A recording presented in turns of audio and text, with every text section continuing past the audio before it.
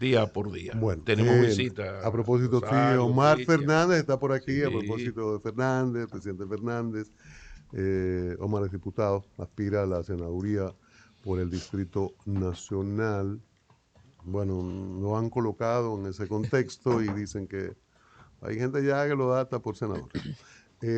Omar, buenos días, bienvenido a Diario.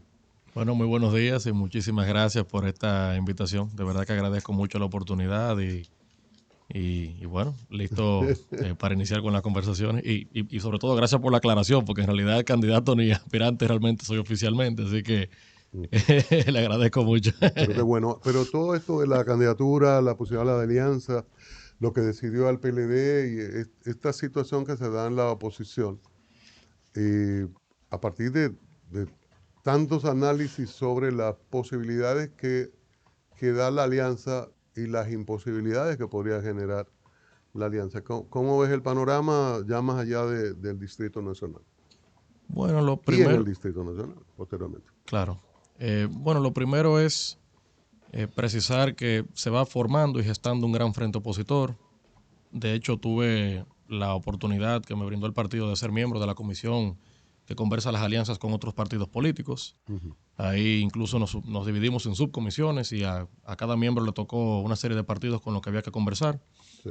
Ahí le podría decir yo que tenemos un frente bien organizado con el que contamos ya aproximadamente con unos 8 partidos políticos que llevarán la candidatura presidencial nuestra y luego con otros que hay entendimiento a nivel municipal. Y eso, pues evidentemente augura, diríamos, un panorama que nos favorece de alguna manera. En todo caso, siempre he sido de los que está muy convencido de que este frente opositor, más allá de conversar los cargos o posiciones a los que podrían aspirar distintas personas, creo que debe tener sentido, debe tener una razón de un porqué. Eso porque muchas veces nos distraemos, como decía don Pablo, y creemos que el pueblo está muy pendiente a la conversación política y nada que ver. Y más bien pienso que si queremos ser alternativa a lo que existe hoy, debemos presentar alternativas.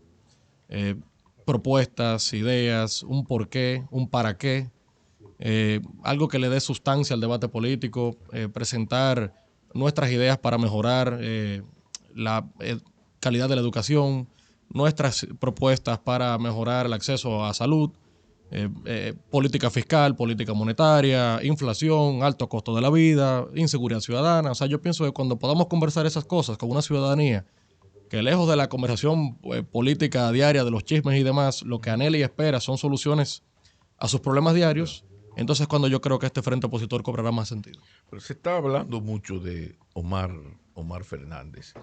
Eh, Creo que se cae de la mata preguntar qué preferiría, qué prefiere Omar Fernández. Pues se habla de una virtual candidatura a senador, se habla hasta de la alcaldía, que en toda negociación extraoficial con la fuerza del pueblo, lo primero que se pone sobre la mesa es, y por supuesto, Omar como senador. Entonces, la posición personal de Omar Fernández Domínguez. Y gracias por decir Domínguez, Domínguez. porque no todo el mundo se acuerda de mí, mamá. Así que muchas gracias. Un acto de justicia. Y Claro. usted sabe que sí. Gracias, don Pablo. Mira, a ver, le diría que si algo le he cuestionado a algunos políticos en el tiempo, es que suelen descuidar lo que tienen por estar pensando en lo que viene. Y en este momento me toca ser un buen legislador, por demás un buen vocero. La confianza que me delegaron mis colegas hasta el 16 de agosto y ni un día más. y lo hago preciso porque también estoy muy convencido de la idea de que hace falta que otros colegas, diputado o diputada, asuma la posibilidad de ser vocero y que nos pueda dirigir en este último año. En todo caso, ya tenemos una ley también que traza plazos, por lo que no es que tampoco uno puede durar toda la vida y por supuesto que lo pienso. Pero, a ver, también imagino un poco la diferencia entre una cosa y otra. Y es ahí donde me pregunto, ¿dónde puedo servir mejor la capital? Entonces tiene más gerente que legislador, pensador político. A veces lo hemos visto, a veces un poquito conservador, más a la derecha que su padre. Eh, ¿Por dónde usted se siente más cómodo? No, a ver, yo más que de derecha o conservador, me considero quizás pragmático. O sea, yo creo que tenemos una sociedad que hoy poco le importa cómo el gato caza al ratón, si con la mano derecha o con la izquierda, es que lo case. Entonces, son soluciones. Y yo intento ser práctico con esas cosas e intentar también, en un Congreso Nacional, que sus acciones dependen de mucha burocracia y que no impactan tan de lleno y tan rápido como uno quisiera, intento hacer las cosas de una manera práctica como para que las cosas fluyan lo más rápido posible en un Congreso tan complejo como el que tenemos en República Dominicana. Estamos conversando con Omar Fernández, diputado. Domínguez.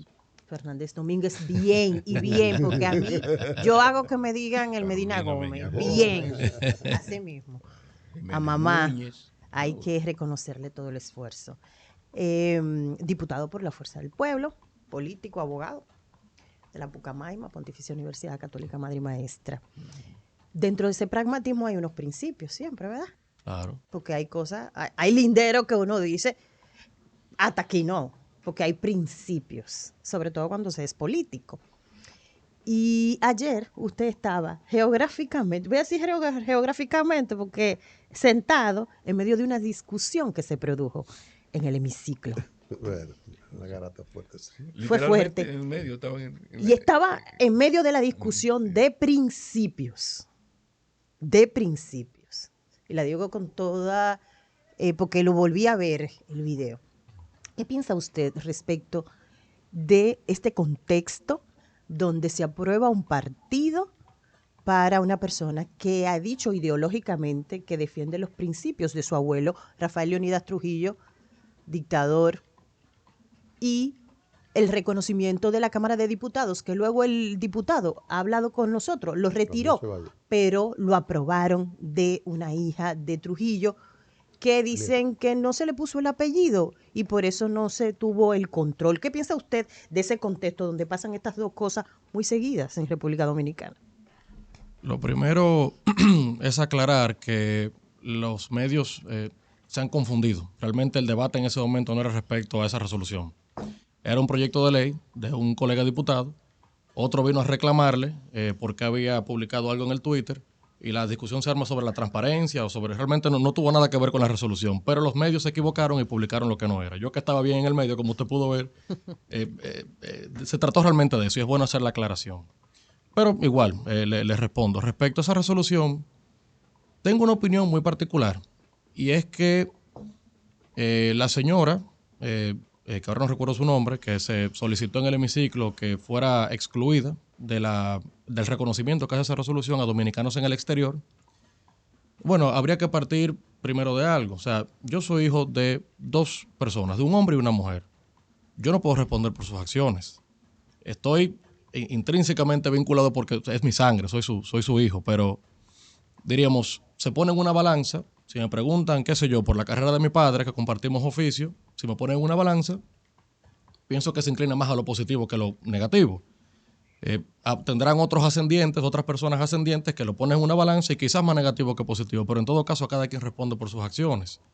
De manera que si es una persona, esta mujer, como de hecho se me ha hecho saber que es abogada, me parece que fue fiscal o algo así también, tiene una carrera de cierto renombre y connotación, no, o sea, diríamos, no siento que deba pagar por un abuelo o por una abuela o por una persona que es de ascendencia suya. Y si liderara una fundación que promueve los principios y los valores de las satrapías perdóname, que ahí fue que estuvo el error que nos lo aclaró el señor. El asunto es más grave, porque es que ha habido un error gravísimo y es que esta señora no es la presidenta o expresidenta de la Fundación Trujillo, porque nadie que dirija una fundación que se llame Rafael Leonidas Trujillo puede ser reconocido por el Congreso Nacional. El que haga apología a una cosa así no puede ser. El problema ha estado en que se sometió esto y por algún desliz se confundió a María de los Ángeles con la señora que es presidenta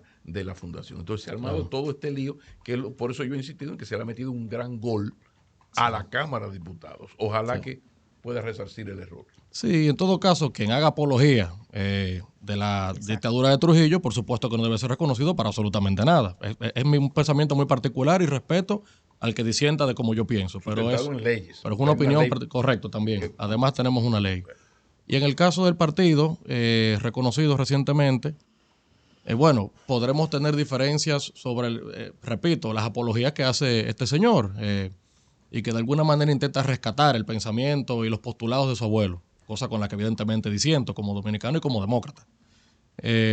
Pero si cumple con la ley, y la ley te pone requisitos muy claros, y esa persona pudo cumplir con lo que manda la ley, yo que soy legislador y hago leyes, no puedo contradecirme, no puedo ser incoherente con una cosa y luego con otra. Entonces, si cumple con la ley, aunque no esté de acuerdo con los postulados que promueve, y de hecho, yo desde mi partido político ayudaría a crear conciencia en el pueblo dominicano para que no voten por una persona que promueve esa ideología, ese sería mi rol. Pero en todo caso, si cumple con la ley es bien clara. Ahora, como usted conoce bien la ley y las leyes en este sentido, es un partido cuyo presidente hay evidencias de que ha promovido el régimen de su abuelo, ha justificado asesinatos tratando de explicarlos, y eso está en grabaciones, eso lo tiene el país, aquí han ocurrido cosas terribles. Entonces, ¿hasta qué punto, si existe una ley que prohíbe esas acciones y yo tengo como Junta Central Electoral, si hice la investigación y pienso que la hicieron, la evidencia de que usted defiende esa satrapía de su abuelo, ¿cómo es posible que yo deje pasar eso y me quede en los otros requisitos de tener el local, todas estas tonterías? Incluso estamos hablando de una junta que fue tan terrible que buscó la letra chiquita de la ley para no permitirle el partido a Minú Tavares. Casualmente, a Minú Tavares Mirabal le buscaron la letra chiquita para no otorgarle un partido. Sin embargo, a este señor no ven la letra grande manchada de sangre, que significa sus declaraciones trujillistas, porque en eso estamos todos de acuerdo. La crítica no es al personaje por ser nieto de Trujillo, es al personaje por lo que él, en lo que él cree y lo que él defiende. Claro, postulados, repito, los cuales él defiende y en los que él cree, pero que yo condeno rotundamente.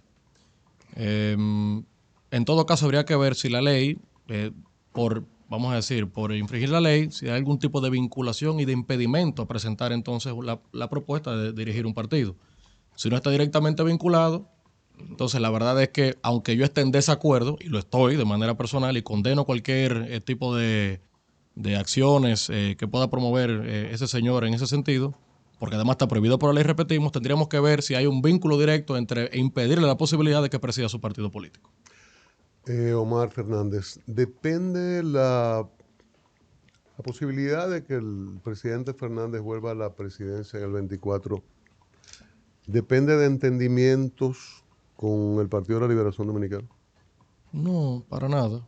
Yo sí creo que depende de un entendimiento con el pueblo dominicano y sus anhelos. Pienso que en la medida en que la fuerza del pueblo pueda primero convertirse en un partido realmente de masas, organizado, ya vamos rumbo a los 2 millones de miembros inscritos y organizados en nuestro partido, quién es quién, cómo se llama, dónde vive, en qué recinto electoral le toca votar, pero también un partido que sepa interpretar los problemas más acuciantes y urgentes de nuestro país. Atender desde los temas cotidianos como la seguridad ciudadana, desempleo, oportunidad para los jóvenes, alto costo de la vida, pero también otros temas de los que poco se habla y que también son igual de urgentes: cambio climático, disrupción tecnológica, fake news. O sea, yo creo que son de los retos que tenemos que abordar, y si la fuerza del pueblo aprende a interpretar y lo sabe hacer, y creo que lo sabe hacer porque quien nos dirige es el político quizás más experimentado de todos, que por demás escuchaba a don Pablo decir que no tiene impedimento constitucional, por lo que aún no lo ha dicho públicamente, pero si decide presentarse a la presidencia o aspirar a la presidencia desde el partido, nada se lo impediría, y de hecho creo que sería la mejor opción que se puede presentar en este momento. Bien haríamos con presentar propuestas que yo creo que la gente finalmente entendería. Eso, obviamente, concomitantemente con hacer un gran frente opositor, porque estoy convencido también de la idea, y así lo ha demostrado la historia, de que ningún partido ha logrado llegar sin hacer pactos y alianzas con otras organizaciones. Entonces, bueno, organizaciones que compartan nuestros principios, nuestros valores, que podamos compartir una agenda programática, que le expliquemos a la gente el porqué y el para qué del que hablaba hace un momento. Y bueno, el pueblo soberano, al final sabrán determinar si nuestra opción es la mejor o no, y de manera democrática pues iremos a elecciones. Omar Fernández, diputado de la República por la Fuerza del Pueblo. Omar, ¿qué piensa la Fuerza del Pueblo acerca de toda esta situación de violencia escolar, porque cada vez que leemos los comentarios, entre eso es heredado del PLD, el PLD que estaba junto, que estuvo junto. Nosotros solamente tenemos 2 años. En ese péndulo se va la responsabilidad y la situación objetiva sigue igual. Y eres joven, yo sé que esto no te es indiferente. ¿Qué piensan ustedes como partido de esta situación? Bueno, lo primero es aclarar que me parece que poco importa si eso viene desde cuando el PLD o del PRD o del Reformista y ahora con el PRM. Yo sí entiendo como hay que darle la cara y punto, sea el gobierno que sea.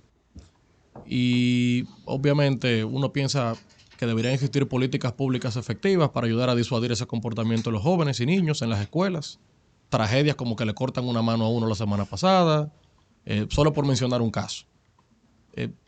En mi caso, por ejemplo, sometí un proyecto de ley recientemente con un diputado del PRM, un buen amigo, Orlando Jorge Villegas.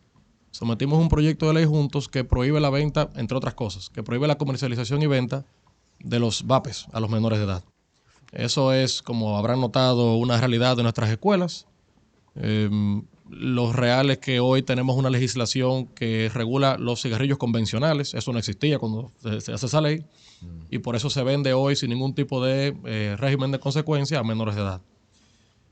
Por demás, también pretendemos regular el tema de la calidad. Se mezclan líquidos uno con otro y ahí... Pero tuvieron apoyo, Omar, perdón, se estudia en comisión en este momento. Okay. De hecho, casualmente hoy tenemos probablemente la última reunión de la comisión para ver si finalmente les rendimos un informe favorable. Ha encontrado resistencia al proyecto, increíblemente, y sobre todo por desconocimiento más que nada. O sea, parten de la idea que dicen, no, que eso, no, porque ¿cómo ustedes pretenden legalizar la venta? No, que ya es legal hace tiempo, hace años. Lo que queremos es regularlo. Que no es lo mismo. Entonces, bueno, cuando esa discusión finalmente como que se va dando... Hacer una evaluación de mínimo nivel educativo para ser diputado. Los requisitos están ahí, Pablo. No en la Constitución. La letra, cuando viene a ver una letra chiquita. De la República, en la Constitución. Omar, preguntan aquí... si son de verdad los títulos o son falsos. Pregúntale de su agenda como legislador en su demarcación.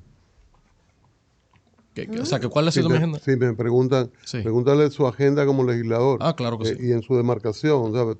En Estados Unidos y otros países se usa mucho que el legislador responda por sus claro electores. Sí. Entonces, claro sí. Y su zona, y reclame, y los intereses, que a veces se le huye a la palabra intereses. Bueno, se representan intereses de una u otra manera. Claro, por supuesto.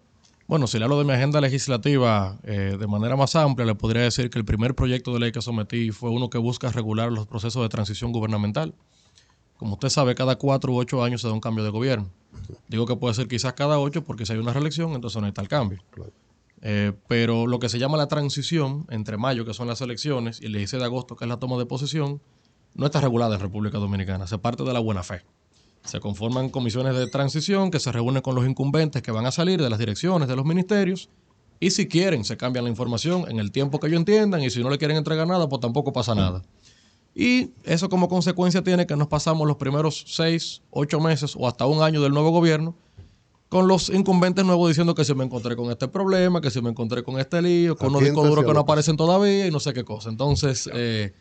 pretendemos reparar esa situación, sobre todo para que el país tenga un rumbo claro, tranquilidad, paz y sosiego en un momento tan importante como es el inicio de un nuevo gobierno. También una reforma a la ley 248-12 de protección animal y tenencia responsable es una causa en la que creo mucho.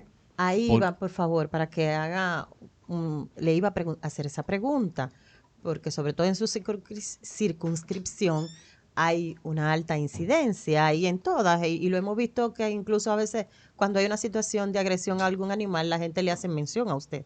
Sí. Entonces, me gustaría que pudiera desarrollar lo grande es que me etiquetan a mí, a la Procuraduría y a la Policía. Sí, nosotros tres. Yo dije, bueno, pues qué bueno que el legislador va para allá a pelear lo que le hicieron al perrito. Lo que pasa es que voy, descubrir cosas en el camino que son altamente preocupantes. Por ejemplo, el Departamento de Protección Animal de la Procuraduría no tiene recursos para combatir el tema. O sea, tiene una sola guagüita, le presentan 45 problemas al día a nivel nacional y de qué manera. Mucho y se pierden. Claro, correcto. Entonces muchas denuncias también informales por redes sociales que nos etiquetan, pero si no haces una denuncia formal en la fiscalía, entonces, claro, la debida diligencia no se puede hacer de manera tan eficiente. Claro. Entonces, bueno, claro, propongo una reforma a esa ley. Yo no he formado familia, no me he casado aún, pero algún día, en lo que me llegan los hijos, tengo mis hijos que son mis perros en mi casa y es por eso que abrazo esa causa tan fuerte. Claro. También sometí un proyecto de ley que busca crear el primer Centro Nacional de Criminología. Tengo otro muy importante que generó mucha controversia en su momento. Criminología, perdón, Sí, sí. Omar, tiene sistema cruzado de información para detectar o tener un banco de información, etcétera. Explíquenos un poquito, por favor. Claro que sí, por supuesto. Este proyecto de ley lo motiva la idea de poder abordar desde un aspecto legislativo todo el tema de la inseguridad ciudadana, que se vive a nivel nacional y tiene olas durante el año. Y lo que busco con este proyecto es, en base a ciencia, comprender el porqué del comportamiento delictivo de la gente. ¿Por qué la gente delinque? Yo creo que tenemos que entender el fondo y el origen del asunto. Sobre todo si queremos tener mejores ciudadanos de cara al futuro. Entonces, comprender, por ejemplo, algún flagelo que tenemos en República Dominicana, violencia contra la mujer. ¿Por qué el hombre es violento contra la mujer? O sea, hay que entender el porqué si queremos saber de manera eficiente cómo atacarlo. Sí. Entonces, bueno, luego de comprender científicamente el porqué, elaborar políticas públicas que ayuden a disuadir ese comportamiento. Le diría que un proyecto de ley también muy controversial en su momento, que mucha gente de alguna manera hasta lo satirizó. Incluso legisladoras, mujeres, lo satirizaron. Fue uno que sometí hace ya un poco más de un año, que es el proyecto de ley que busca suprimir el pago de impuestos a las toallas sanitarias. Y es un impacto, es que tiene un impacto social. Pienso que lo tiene. Pienso que lo tiene, porque lo que me inspira. Sí, es que, Lo que que me es difícil, Omar. Esto es difícil. No, a ver. La ignorancia es un derecho constitucional y hay gente que lo ejerce con una vehemencia del carajo. Lo que inspira ese proyecto de ley fue el acceso que tuvimos a un unos datos, un informe. Correcto, de una organización no gubernamental internacional. Sí, sí. Batey Relief Alliance, BRA, se llama, que reveló que en una zona rural de Monte Plata, cerca del 20% de las niñas, chicas y adolescentes que estaban en su periodo menstrual presentaban ausentismo escolar. O sea, faltaban 4 o 5 días al mes a la escuela porque cuando llegaba su periodo no tenían que comprar una toalla sanitaria. Y eso para mí sencillamente es indignante. Entonces, lo primero es precisar, ninguna mujer utiliza ni por lujo ni por gusto, sino por necesidad una toalla sanitaria, vamos a entenderlo. Señor. Y lo segundo es que para mí es indignante que una niña no se forme académicamente, que haya un desbalance entre hombres y mujeres por su condición que es biológica por demás. Entonces, bueno, el Ministerio de Educación, que maneja un 4%, que hoy representa, con lo que ha crecido la economía en los años, cerca de 250,000 millones de pesos al año, ese es un problema de políticas públicas que tenemos que ver, ausentismo escolar. Entonces, bueno, para mí es un tema de justicia y sobre todo se debe considerar como un producto de primera necesidad. Si usted va a la farmacia, usted compra medicamento, usted paga el costo del medicamento, pero usted no paga ITEVIS por eso. Si tú compras alimentos de la canasta básica, tú pagas el costo del alimento, la carne de pollo, el pollo, la carne de res, el aceite, etcétera. Tú pagas el costo, pero no el ITEVIS. Esto debe ser de primera necesidad también. Totalmente. Entonces, bueno, son de las cosas que proponemos. Y cayendo en la demarcación, que fue la pregunta que me hicieron realmente, una resolución importantísima, por ejemplo, que habla del turismo inclusivo.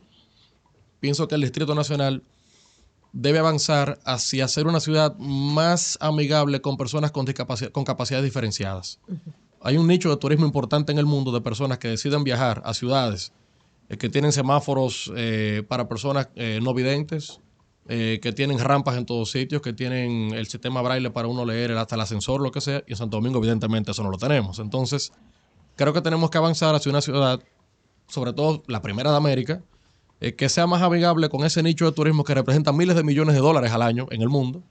Y yo creo que avanzar en ese sentido no solamente nos ayuda a posicionarnos mejor en temas turísticos, sino que además es un tema de justicia, no solamente para los que vienen, sino para los que viven acá. Omar, una pregunta escrita por acá. La gente le si tiene alguna reflexión del patrón de conducta de algunos de los exponentes urbanos y su impacto en la juventud, ¿qué opinión tiene sobre esto? Y del desfase de la ley que creó la Comisión Nacional de Espectáculos Públicos, precisamente sobre este tema de los exponentes urbanos, el lenguaje, los modelos que se generan a propósito del corte de mano y esta violencia que se está dando entre jóvenes?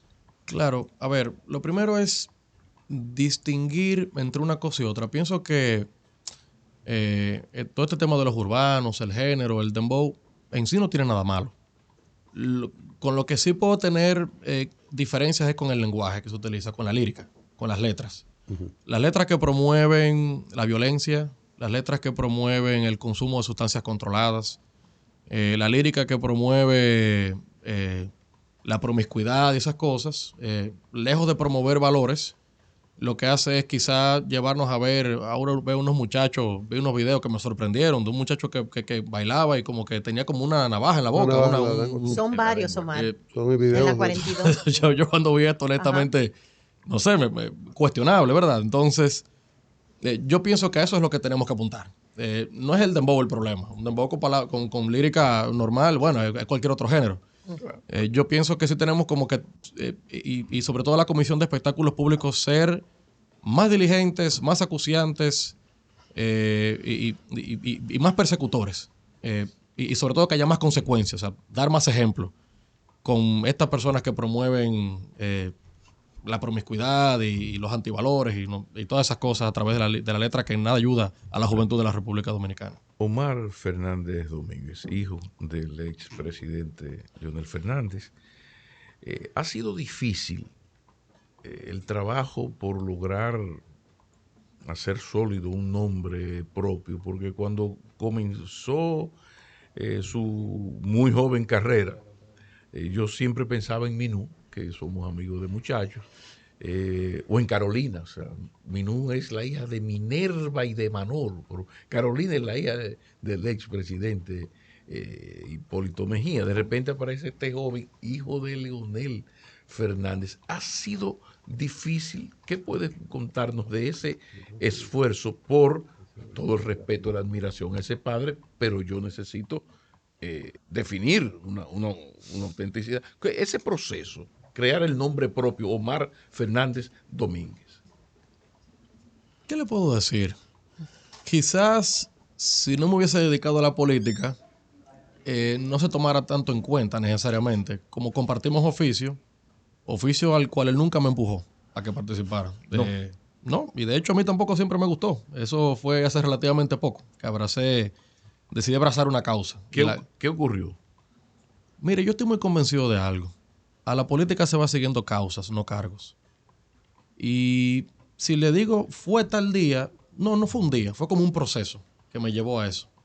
En el 2019, hace ya 4 años, increíblemente, y lo siento como que fue ayer, decidí abrazar una causa, la defensa de mi constitución. Una causa que de alguna manera agrupó una mayoría del pueblo dominicano, respeto al que disentía de esa idea y al que sí estaba de acuerdo con otras pretensiones. Pero bueno, fue muy bonito haber vivido un momento en el que decidí no ser indiferente ante lo que pasaba en mi país.